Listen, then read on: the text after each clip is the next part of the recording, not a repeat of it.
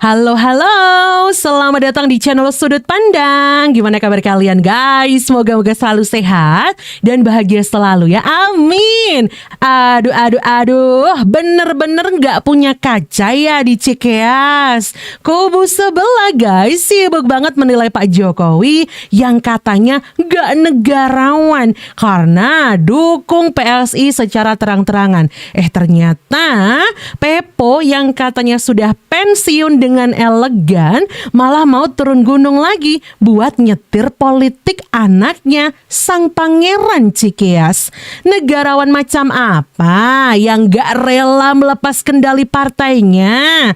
Marzuki Ali dan Darmizal sampai-sampai geram banget dan membongkar fakta pahit.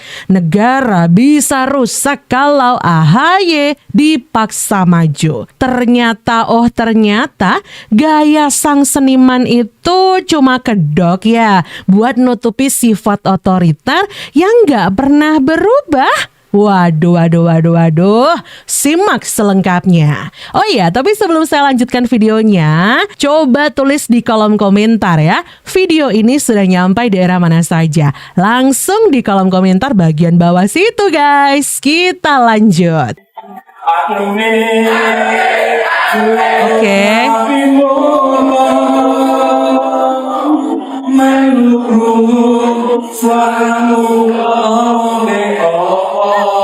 Pidato Pak Jokowi yang berdarah-darah di Kongres PSI dibalas Pak SBY dengan bernyanyi riang ya. Narasinya begitu teman-teman.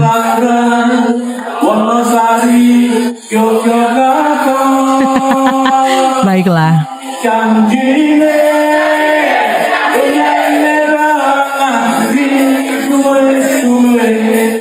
Coba kita baca komentar-komentar dari warganet teman-teman ya. Tuh, ada yang memuja-muji Pak SBY teman-teman ya. SBY pemimpin yang negarawan, SBY jempolan, SBY presiden idolaku. Coba kita lihat agak bawah lagi ya. Dari Mas Boy, jadi ingat Senturi. Lanjut lagi. Tapi ada juga nih yang berkomentar teman-teman, rata-rata mantan presiden setelah menjabat tetap segar bugar, tidak haus kekuasaan, cerdas, berakhlak, katanya begitu ya kan. Waduh, happy banget ya bapakku, bahkan dipuja-puji. Ini loh presiden ya, mantan presiden yang beristirahat bla bla bla, menikmati masa tua, nyanyi-nyanyi bareng, happy bareng ya. Pak SBY ini pensiun dengan cara elegan. Masa sih elegan? Masa guys? Coba kita lihat video selanjutnya ya. Heran ya, ada yang ribut soal Pak Jokowi. Katanya, loh dulu ngomong jadi rakyat biasa, kok sekarang masih berpolitik? Bro, kalian paham gak sih arti kalimat itu? Pak Jokowi bilang rakyat biasa itu maksudnya beliau sudah tidak menjabat presiden, nggak punya wewenang negara, nggak bisa ngatur kementerian, nggak bisa tanda tangan keputusan. Itu namanya selesai tugas. Tapi setelah itu kalau beliau masih ketemu rakyat, masih hadir di acara, masih kasih pandangan, masih punya sikap politik, lah itu hak beliau sebagai warga negara. Ya yang lucu tuh begini, orang-orang yang nyuruh Pak Jokowi jangan berpolitik itu sebenarnya bukan peduli etika. Mereka cuma takut karena mereka tahu nama Jokowi masih kuat, pengaruhnya masih besar, dan yang paling bikin mereka panas, rakyat masih banyak yang percaya. Terus saya tanya balik, kalau mantan presiden nggak boleh ngomong politik, berarti kalian maunya demokrasi itu gimana? Mau negara yang kalau udah selesai menjabat harus jadi patung, harus jadi hantu, harus menghilang. Padahal yang bahaya itu bukan orang yang punya pendapat politik. Yang bahaya itu kalau ada orang ngaku paling demokratis, tapi mentalnya belum siap beda pendapat. Dan satu lagi, Pak Jokowi itu sekarang bukan presiden, bukan pejabat, bukan penguasa. Jadi kalau ada yang bilang beliau masih berpolitik, ya emang wajar. Karena politik itu bukan milik elit doang. Politik itu urusan semua warga negara. Dan kalau Pak Jokowi masih mikirin arah bangsa, masih jaga stabilitas, masih dukung yang beliau percaya, itu bukan gila kekuasaan, itu namanya negarawan. Jadi stop pura-pura polos. Masalahnya bukan Pak Jokowi ikut berpolitik, masalahnya kalian belum siap kalau Pak Jokowi masih dicintai rakyat. Gimana pendapat kalian? Tuh kan teman-teman. Jadi kalau ada para pendukung-pendukung sebelah yang mengatakan, tuh lihat Pepo lagi bahagia menikmati masa pensiunnya jadi presiden, nyanyi-nyanyi bareng-bareng, happy-happy, nggak perlu mikirin politik. Apa? Apa kalian bilang? Terus kenapa? Misal nih ya, kalau Pak Jokowi ini berpolitik, kalian kan sering membanding-bandingkan dong. Nggak kayak presiden yang itu tuh, haus kekuasaan, katanya begitu. Lah, kayaknya Pepo juga masih cawe-cawe tuh di Partai Biru, ya kan? Kemarin aja sempat masih pidato tuh, ya. Masih ngomong matahari di Demokrat cuman satu, yaitu Mas AHY. Itu apa kalau bukan berpolitik mendukung anaknya? Tetapi berkat kerja keras kita semua, utamanya yang kita hormati bersama Bapak SBY, yang tidak kenal lelah turun gunung pagi siang malam. Apa nih kalau bukan berpolitik nih? Saya lapor dulu. Kan? Lapor dulu komandan saya. Yang lapor saya. Beliau komandan saya. Ya. Komandan divisi, Pak. Komandan divisi.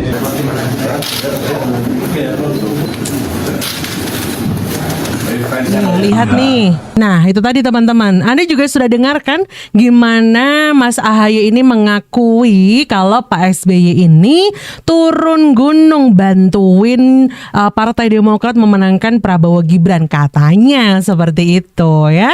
Kayak gini nih ya, akhir jabatan yang katanya masih elegan, katanya cuma nyanyi-nyanyi doang sambil ngelukis ya. Tapi kenyataannya masih ikut campur dan turun gunung juga nih. 10 tahun saya memimpin negeri ini dengan dukungan penuh Partai Demokrat, tidak pernah terlintas dalam pikiran saya, apalagi melakukan cawe-cawe dan intervensi buruk untuk merampas kedaulatan sebuah partai terhadap partai politik manapun, apapun posisinya, apakah sebagai oposisi atau bagian dari koalisi pemerintahan.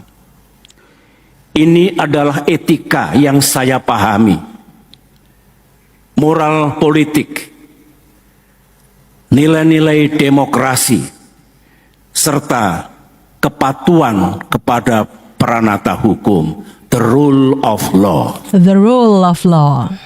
Ingat godaan kepada para penguasa. Dalam dunia politik, penyalahgunaan kekuasaan atau sering disebut abuse of power adalah dosa terbesar. Abuse of power, kata beliau, adalah sebuah dosa terbesar, teman-teman ya. Abuse of power kita baca aja sebagai sebuah gerakan cawe-cawe begitu ya dalam dunia pemerintahan begitu. Ini adalah saat-saat di mana Mas AHY belum masuk pemerintahan Pak Jokowi. Jadi kritiknya luar biasa nih, apalagi beliau juga pernah menuduh ya Pak Jokowi ini menghalang-halangi partainya, menghancurkan baliho dan lain sebagainya gitu ya teman-teman. Tapi ya balik lagi aja sekarang ya kan. Coba nih kalau misal Pepo nggak cawe-cawe ya, mana mungkin Partai Biru itu bisa berjalan ya kan. Kongres luar biasa pertama di 2013 di Bali. Saya pimpinan sidangnya. Pimpinan sidangnya. Dan dia bilang hanya meneruskan. Udah? Oke, aklamasilah dia selaku presiden, ketua umum kan. Anaknya menjadi Sekjen Ibas. Itu yang pertama kali di Republik ini Bapak Ketua Umum, anak kandung jadi Sekjen. Kan? Jadi selalu memecah rekor yang dia tuduh orang lain cawe-cawe. Padahal ini fakta. Yang lain kan belum tentu. Ini nggak tahu istilahnya apa lagi. Di atas cawe-cawe Bapak Ketua Umum, anak jadi Sekjen. Dan ini fakta. Bukan asumsi, bukan atau prediksi, bukan. Artinya kan kalau Bapak Ketua Umum anak Sekjen itu ya tanpa malu-malu ya. Ya tanpa malu-malu dan merasa paling demokratis. Kalau ngomong seperti SBY juga menuduh pemerintah, cawe-cawe menuduh bahwa akan terjadi pemilihan umum yang tidak fair. Itu kan menuduh, belum pemilihan umum aja belum terjadi. Kalau ini kan sudah terjadi, ya terjadi. Nah, salah satu pendiri Partai Demokrat pun angkat bicara terkait ini teman-teman ya.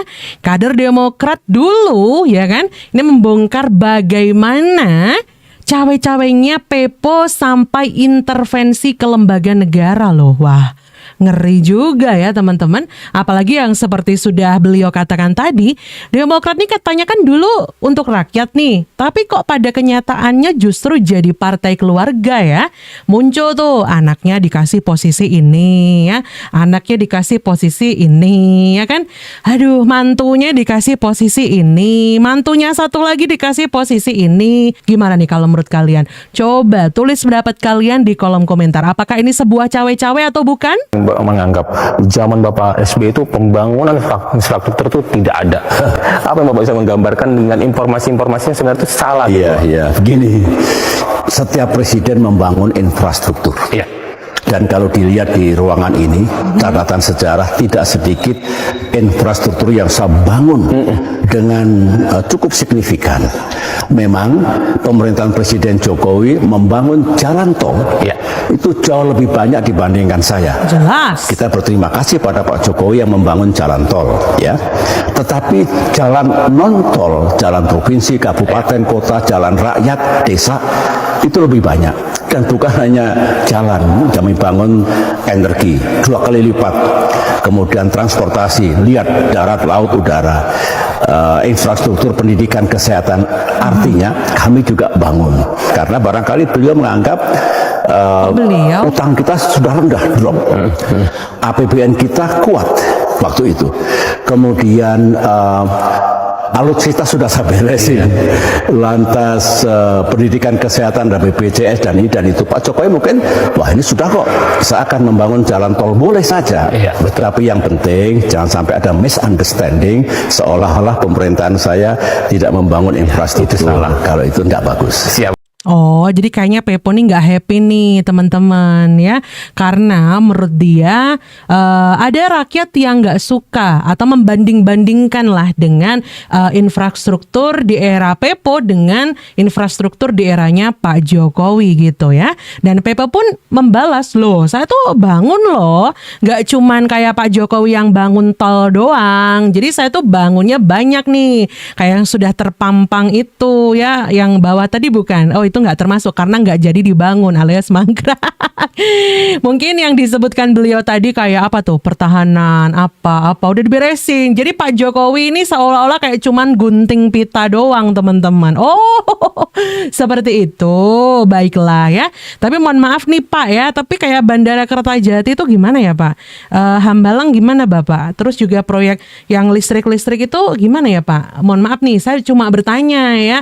Katanya diselesaikan sama Pak Jokowi, dengar-dengar. IKN pun juga sama, katanya ya gitu deh teman-teman. Anies ini kan lagi moncer kemana-mana, ya kan? Gara-gara itu Cikeas juga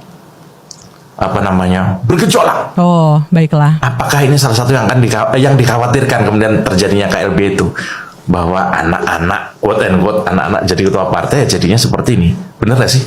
Ya sebetulnya banyak hal yang kenapa KLB itu terjadi setelah saya masuk ya.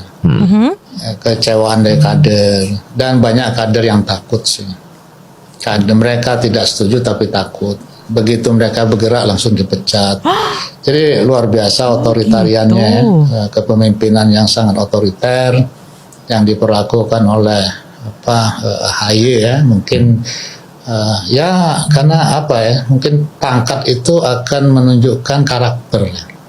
Karena kalau dia pangkat menunjukkan karakter. Ya, kalau dia jenderal pasti dia lebih soft, lebih bijak. Mungkin itu langsung hantam aja, hajar saja.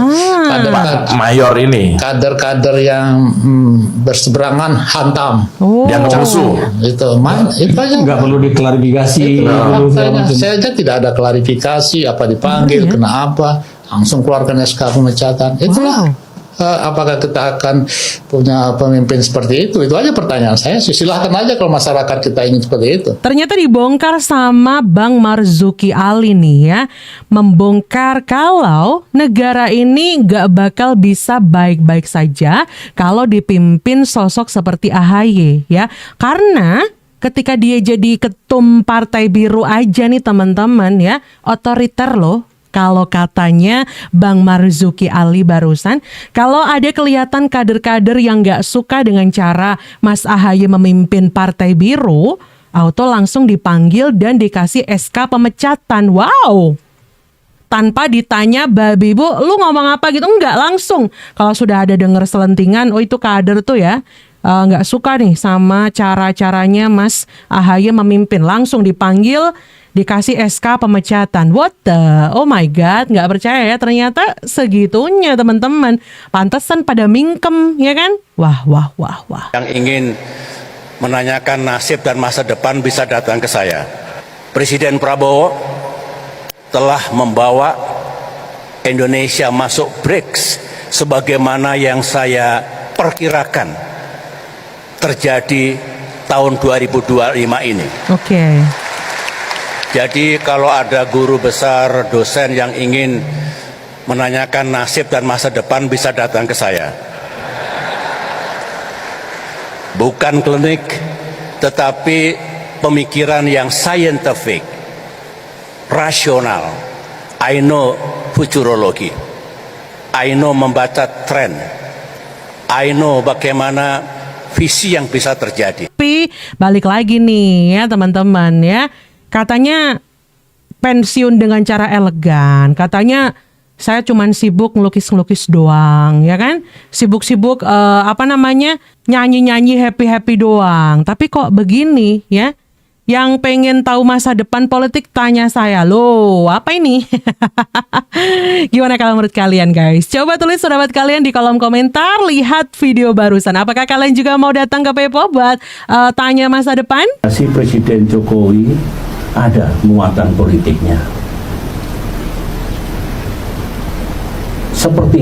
Sepertinya ada misi untuk menyerang dan merusak nama saya, juga keluarga saya. Nah, hari ini Antasari mengeluarkan statement di Bareskrim Polri yang esensinya menuduh dan menyerang saya, merusak nama saya. Wah, ini sebenarnya sudah lama saya memperkirakan hal ini akan terjadi. Adalah saudara-saudara dan sahabat-sahabat saya yang juga mengingatkan saya, awas Pak SBY, sepertinya akan ada gerakan politik yang akan menggunakan Antasari untuk menyerang dan mendiskreditkan Pak SBY.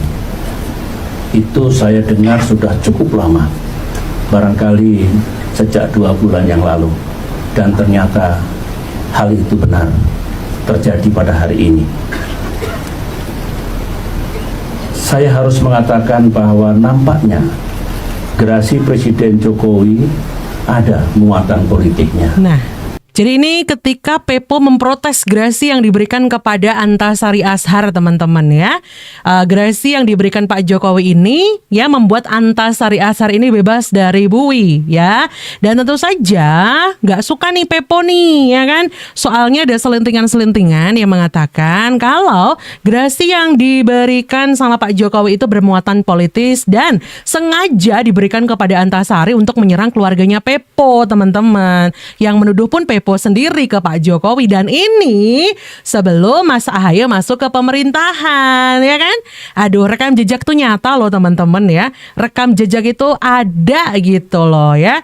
Jadi kayak begini yang dikatakan elegan, pensiunnya dengan elegan kayak begini nih ya.